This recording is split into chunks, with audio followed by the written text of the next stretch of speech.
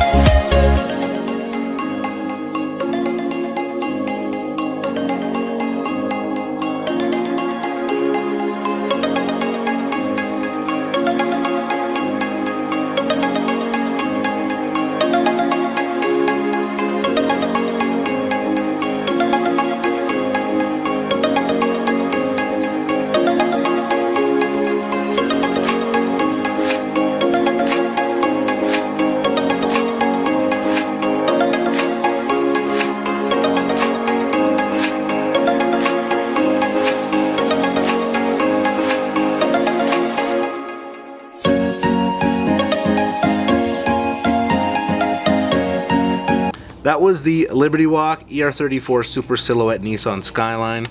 Really nice casting. Now, I almost prefer, after I drop it, I almost prefer the Mountain Drifters one, and there's only a couple of small details why. I love the old school Nismo badge that's on it, which I think I showed in the last video that had it, but this old school Nismo badge, the yellow roll bar on the inside, where this one's gray, so you kind of lose it in the casting. It kind of just blends in, which maybe that's what they're going for. I mean, they're very, the rims are different. I like these bigger rims better than these 10-spoke ones. But other than that, I mean, they're the same car. I love this though that comes with the Transporter because it looks wicked on this. Wicked. Anyway guys, don't forget about the giveaway. I'm giving away this Super T-Hunt as well as this R34 Skyline. All you have to do is subscribe, comment down below your favorite casting, and you'll be entered in to the giveaway.